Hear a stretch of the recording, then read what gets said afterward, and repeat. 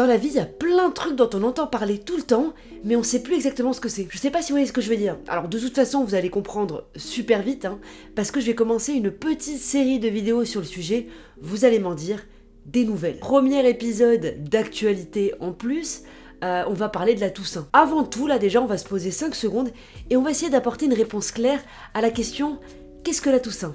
Voilà, donc prenez 5 secondes, on réfléchit, une réponse peut-être. Voilà. Si vous savez pas, restez sur cette vidéo, évidemment. Et si vous avez une idée précise, bravo déjà, bravo, félicitations. Mais restez quand même, parce que vous allez apprendre beaucoup de choses, c'est sûr. C'est sûr, c'est sûr. Première chose à savoir, c'est que la Toussaint, c'est une fête catholique qui a lieu tous les 1er novembre. Ok, je sais, tout le monde s'y attendait à celle-là, c'est vrai. Mais quelle fête exactement? Là est toute la question. Et en fait, la réponse se trouve dans le mot en lui-même. La Toussaint, c'est la fête de tous les saints connus ou inconnus. Et ça, c'est quand même vachement pratique, parce qu'il y a plein de gens qui ont des noms qui ne sont pas du tout dans le calendrier, et vous pouvez décider que votre fête sera le jour de la Toussaint. Ou alors, il faudrait que vous deveniez vous-même un saint. Et je vais vous donner 2-3 techniques si ça vous intéresse comme carrière. C'est une carrière sympathique finalement. Les saints sont des personnes ordinaires qui ont été transformées par leur foi pour Dieu. En dédiant leur vie à leur foi, ils sont devenus extraordinaires. Ils sont des exemples de dévotion et des modèles à suivre pour tous les autres.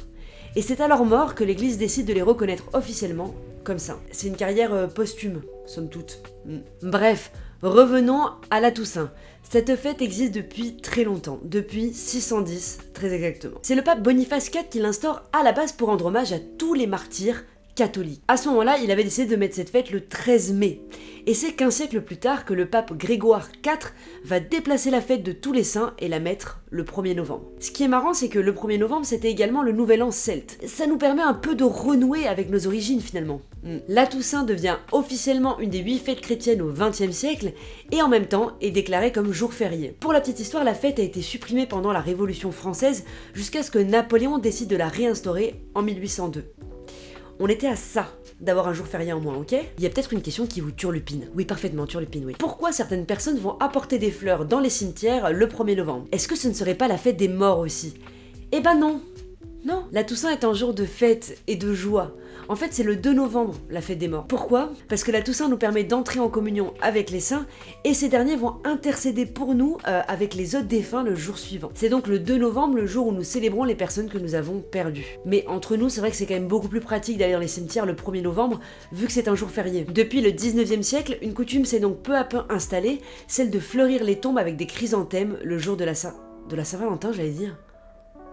Ah oui, autre ambiance quoi. On n'a pas le même genre de Saint-Valentin. Est-ce un lapsus révélateur? Peut-être, oui. Depuis le 19e siècle, une coutume s'est donc peu à peu installée. Celle de fleurir les tombes avec des chrysanthèmes le jour de la Toussaint. Voilà, vous savez tout maintenant. Tout. Quasiment après, on peut pas dire tout, mais je dirais beaucoup de choses déjà. Vous pourrez profiter de ce jour férié pour faire ce que vous voulez, mais au moins vous savez exactement pourquoi il l'est. C'est une vidéo beaucoup plus courte que d'habitude, c'est un test, donc surtout dites-moi ce que vous en pensez en commentaire.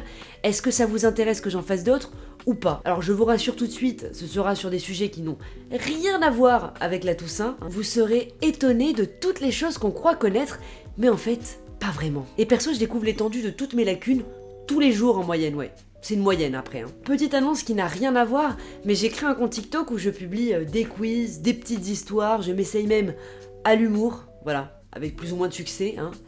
Pour les quiz, autant vous dire que vous allez partir avec une longueur d'avance si vous suivez bien ma chaîne. Bref, ça s'appelle Clémence-Isor. N'hésitez pas à me rejoindre, ça fait plaisir. Ça fait très plaisir même. En tout cas, moi, je reviens bien vite sur vos écrans. Ciao!